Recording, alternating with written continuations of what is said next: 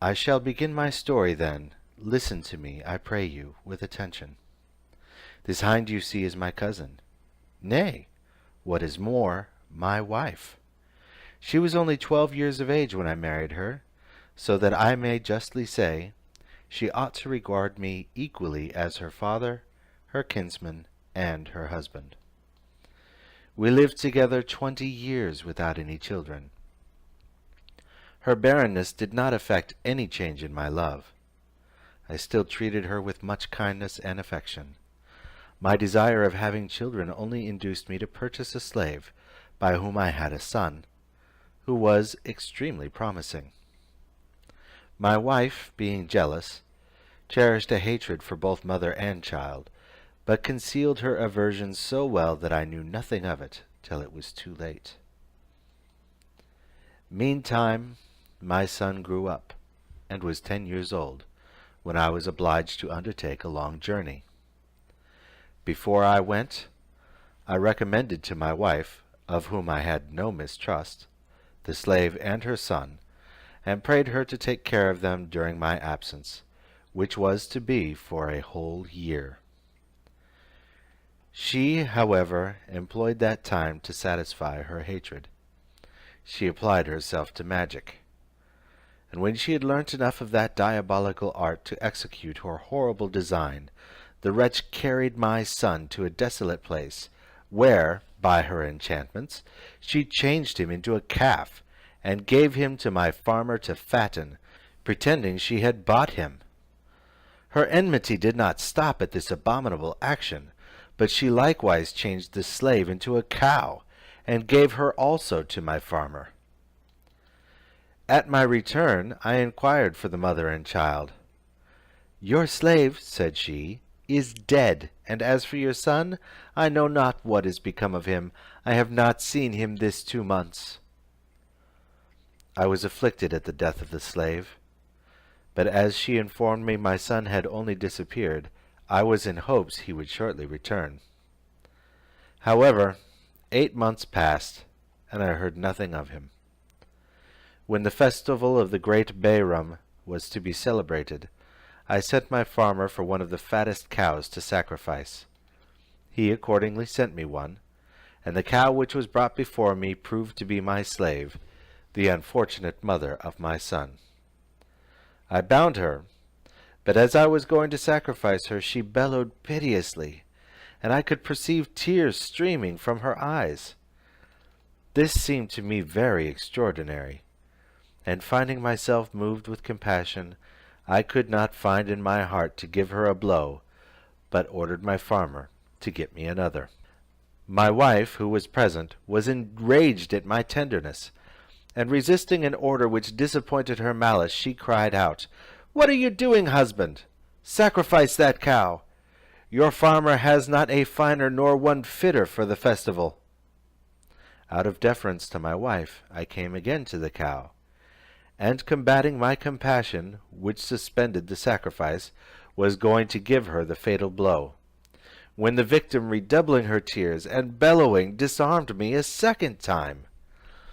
I then put the mallet into the farmer's hands, and desired him to take it and sacrifice her himself, for her tears and bellowing pierced my heart. The farmer, less compassionate than myself, sacrificed her. But when he flayed her, he found her to be nothing except bones, though she seemed very fat. "Take her yourself," said I to him. "Dispose of her in alms or any way you please, and if you have a very fat calf, bring it me in her stead." I did not inquire what he did with the cow, but soon after he had taken her away, he had returned with the fat calf. Though I knew not the calf was my son, yet I could not forbear being moved at the sight of him. On his part, as soon as he beheld me, he made so great an effort to come near me that he broke his cord. He threw himself at my feet, with his head against the ground, as if he meant to excite my compassion, conjuring me not to be so cruel as to take his life, and did as much as was possible for him to signify that he was my son. I was more surprised and affected with this action than with the tears of the cow. I felt a tender pity, which interested me on this behalf, or rather, nature did its duty. "Go," said I to the farmer, "carry home that calf, take great care of him, and bring me another in his stead immediately." As soon as my wife heard me give this order, she exclaimed, "What are you about, husband? Take my advice. Sacrifice no other calf but that." "Wife," I replied, "I will not sacrifice him. I will spare him, and pray do not you oppose me." The wicked woman had no regard to my wishes. She hated my son too much to consent that I should save him. I tied the poor creature, and taking up the fatal knife, was going to plunge it into my son's throat, when, turning his eyes bathed with tears in a languishing manner towards me, he affected me so much that I had not strength to kill him. I let the knife fall, and told my wife positively that I would have another calf to sacrifice, and not that. She used all her endeavors to persuade me to change my resolution, but I continued firm, and pacified her a little by promising that I would sacrifice him against the Bairam of the following year. The next morning my farmer desired to speak to me alone. "I come," said he, "to communicate to you a piece of intelligence, for which I hope you will return me thanks. I have a daughter that has some skill in magic. Yesterday, as I carried back the calf which you would not sacrifice, I perceived she laughed when she saw him, and in a moment after fell a-weeping. I asked her why she acted two such opposite parts at one and the same time. 'Rather,' replied she, 'the calf you bring back is our landlord's son. I laughed for joy to see him still alive, and wept at the remembrance of the sacrifice that was made the other day of his mother, who was changed into a cow. These two metamorphoses were made by the enchantments of our master's wife, who hated both the mother and the son.' This is what my daughter told me," said the farmer, "and I come to acquaint you with it. I leave you to judge how much I was surprised. I went immediately to my farmer to speak to his daughter myself. As soon as I arrived, I went forthwith to the stall where my son was kept. He could not return my embraces, but received them in such a manner as fully satisfied me he was my son. The farmer's daughter came to us. 'My good maid,' said I, 'can you restore my son to his former shape?' 'Yes,' she replied, 'I can.' 'Ah,' said I, 'if you do, I will make you mistress of all my fortune.' She answered me, smiling, 'You are our master, and I well know what I owe to you, but I cannot restore your son to his former shape except on two conditions. The first is, that you give him to me for my husband, and the second, that you allow me to punish the person who changed him into a calf.' 'As to the first,' I replied, 'I agree with all my heart. Nay, I promise you more, a considerable fortune for yourself, independently of what I design for my son.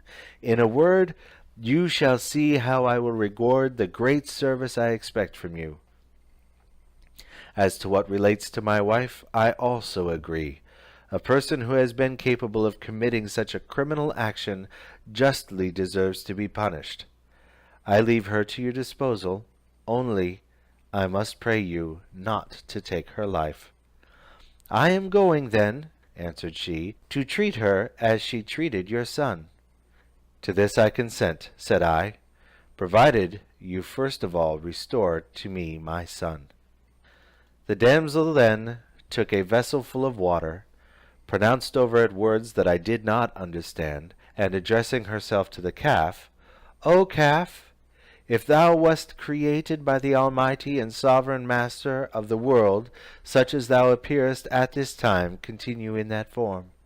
But if thou be a man, and art changed into a calf by enchantment, return to thy natural shape, by the permission of the Sovereign Creator.' As she spoke, she threw water upon him, and in an instant he recovered his natural form. 'My son! My dear son, cried I, immediately embracing him with such a transport of joy that I knew not what I was doing, it is heaven that has sent us this young maid, to remove the horrible charm by which you were enchanted, and to avenge the injury done to you and your mother. I doubt not but in acknowledgment you will make your deliverer your wife, as I have promised. He joyfully consented, but before they married, she changed my wife into a hind, and this is she whom you see here. I desired she might have this shape, rather than another less agreeable, that we might see her in the family without honour. Since that time my son is become a widower, and gone to travel. It being now several years since I heard of him, I am come abroad to inquire after him, and not being willing to trust anybody with my wife till I should return home, I thought fit to take her everywhere with me. This is the history of myself and this hind. Is it not one of the most wonderful and surprising?